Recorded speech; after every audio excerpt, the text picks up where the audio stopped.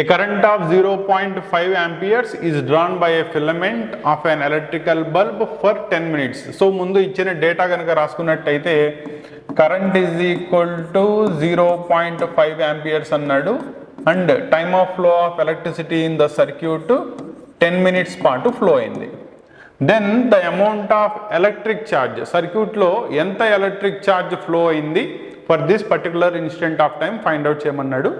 మనం సబ్స్టిట్యూషన్ చేసేటప్పుడు టైం ఇప్పుడు కూడా సెకండ్స్లో ఉండాలి కాబట్టి దీన్ని సెకండ్స్లో కన్వర్ట్ చేసుకోండి. 10 into each minute is 60 seconds కాబట్టి మీకు కరస్పాండింగ్లీ టైంని సెకండ్స్లోకి కన్వర్ట్ చేసుకున్నారు. ఓకేనా. నా ఛార్జ్ని ఫైండ్ అవుట్ చేయమన్నాడు కాబట్టి ఛార్జ్కి కరెంట్కి మధ్యలో relation charge is equal to current into time, అంతేనా.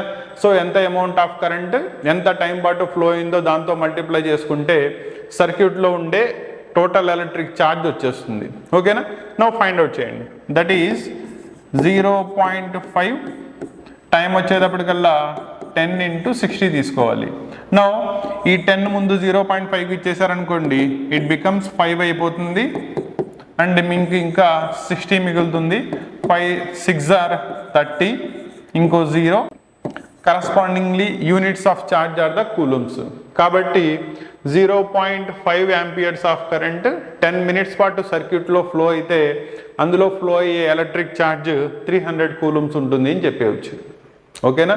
కాబట్టి మనం దీంట్లో న్యూమరికల్ ప్రాబ్లమ్స్ చేసేటప్పుడు ముందు డేటా ఏమి ఇచ్చాడు, ఇన్పుట్ ఏమి ఇచ్చాడో చూసుకోండి, ఏం ఫైండ్ అవుట్ చేయమంటున్నాడు అండ్ ఇచ్చిన క్వాంటిటీస్కి దానికి మధ్యలో రిలేషన్ ఏముంది అండ్ ఇచ్చిన క్వాంటిటీస్ అన్నీ కూడా స్టాండర్డ్ యూనిట్స్లో ఉన్నాయా లేదా కన్వర్షన్ చేసుకోవాలా చూసి సబ్స్టిట్యూషన్ చేసుకుంటే మీకు ప్రాబ్లమ్స్ డైరెక్ట్లీ వచ్చేస్తాయి. ఓకేనా. నెక్స్ట్ ప్రాబ్లం చూద్దాం. సో ఈ ప్రాబ్లం గురించి ఆల్రెడీ మనం ప్రీవియస్ క్లాస్ సెషన్లో డిస్కస్ చేసాం అండ్ ఈ క్లాస్ సెషన్లో దీన్ని ఎలా ఫైండ్ అవుట్ చేస్తారో చూడండి. Find the number of electrons find out చేయమంటున్నాడు. ఎక్కడ 1 coulomb ఆఫ్ ఛార్జ్ని ఫైండ్ అవుట్ చేయడానికి. అంటే ఒక కూలుంబ్ ఆఫ్ ఛార్జ్ని జనరేట్ చేయాలి అంటే ఎన్ని ఎలక్ట్రాన్స్ కావాలి అని అడుగుతున్నాడు. మనకు ఆల్రెడీ తెలిసింది ఏంటి, 1 electron యొక్క ఛార్జ్ 1.6 into 10⁻⁻19 coulombs ఉంటుంది అని తెలుసు. ఓకేనా. ఇక్కడ 1 coulomb ఆఫ్ ఛార్జ్లో ఎలక్ట్రాన్స్ ఎన్ని ఉంటాయి అని అడుగుతున్నాడు కాబట్టి దీనిని తీసుకురండి. 1/1.6 into 10⁻⁻19 electrons is equal to మీకు ఇక్కడ 1 coulomb మిగిలిపోతుంది. అంటే 1 coulomb ఆఫ్ ఛార్జ్ జనరేట్ అవ్వాలి అంటే these many number of electrons ఉండాలి. ఓకేనా. నో దీన్ని సింప్లిఫికేషన్ చేసినట్టయితే ఈ 10⁻⁻19ని పైకి పంపించండి +19 అవుతుంది. దానిలో ఒక 10 సపరేట్ చేస్తే 10 divided by 1.6 into 10⁻19లో ఒకటి ఇచ్చేసారు కాబట్టి 18 అయింది. ఇది దీంట్లో అప్రాక్సిమేట్లీ 6.67 times into 10⁻18 electrons. కాబట్టి ఒక కూలుంబ్ ఆఫ్ ఛార్జ్ సర్క్యూట్లో ప్రొడ్యూస్ అవ్వాలి అంటే దాంట్లో 6.67 into 10⁻18 electrons ఫ్లో అయితే దెన్ అవి ఆ ఛార్జ్ని ప్రొడ్యూస్ చేయగలవు. నెక్స్ట్ ప్రాబ్లం చూద్దాం. How much work is done in moving A charge of 2 coulombs across 2 points in a conductor. వాటి మధ్యలో పొటెన్షియల్ డిఫరెన్స్ 12 volts మెయింటైన్ చేశారు. సో ఇచ్చిన డేటా రాసుకుంటే ఛార్జ్ 2 coulombs ఉంది, పొటెన్షియల్ డిఫరెన్స్ 12 volts మెయింటైన్ చేశారు. అయితే దానికి వర్క్ డన్ ఎంత పడుతుంది అని అడుగుతున్నాడు. సో ఆ ఛార్జ్ని తీసుకెళ్ళాలి అంటే వర్క్ డన్ ఎంత చేయాల్సి వస్తుందో అడుగుతున్నాడు. వర్క్ డన్కి పొటెన్షియల్ డిఫరెన్స్కి relation V is equal to W/Q by definition మనకు తెలుసు. దీని నుంచి వర్క్ డన్ని కనుక సపరేట్ చేస్తే work done is equal to ఏమవుతుంది, V into Q.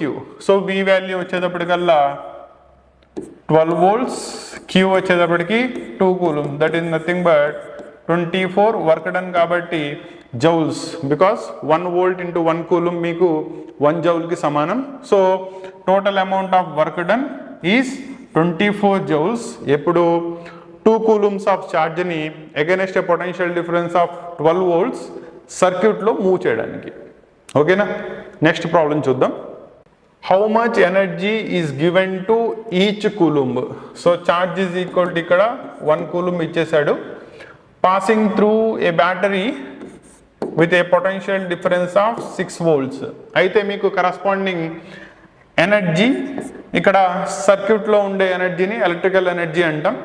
Electrical energy generally మనకి ఇక్కడ అమౌంట్ ఆఫ్ వర్క్ డన్కి సమానం. కాబట్టి electrical energy is equal to work done is equal to already ఇందాక చేసాం, that is nothing but V into Q, that is 6 volts into 1 coulomb, that is 6 joules. So electrical energy in this electrical circuit for each coulomb against a potential difference of 6 volts ఉన్నప్పుడు it is 6 joules. కానీ ఇక్కడ point గుర్తుపెట్టుకోండి, మీకు ఇదే ఆబ్జెక్టివ్లో bits అడిగేటప్పుడు answers అప్పుడప్పుడు ఒకసారి క్యాలరీస్లో అడుగుతూ ఉంటాడు. కాబట్టి మీకు ఎనర్జీని జౌల్స్ నుంచి క్యాలరీస్కి ఎలా కన్వర్ట్ చేయాలో తెలియాలి. సో ఇక్కడ ఎలా కన్వర్ట్ చేస్తామంటే 1 calorie is equal to 4.2 joules. దీని నుంచి 1 joule is equal to 1/4.2 calories అవుతుంది. కాబట్టి 6 joules అంటే అది దేనికి సమానం, 6 డివైడెడ్ బై 4.2 క్యాలరీస్. 6 టేబుల్ దీనిలో 1 times, దీంట్లో 0.7 times.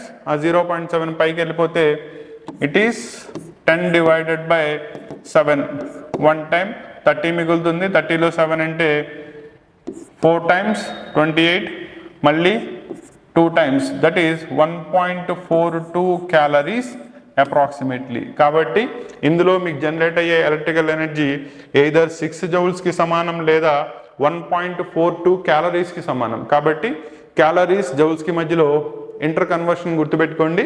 1 calorie is equal to 4.2 joules అవుతుంది. ఓకేనా? ఈ క్లాస్ మీకు నచ్చితేనే, మీరు స్పెండ్ చేసిన టైంకి వాల్యూ దక్కింది అనుకుంటేనే లైక్ చేయండి, షేర్ చేయండి, సబ్స్క్రైబ్ చేయండి. Thank you.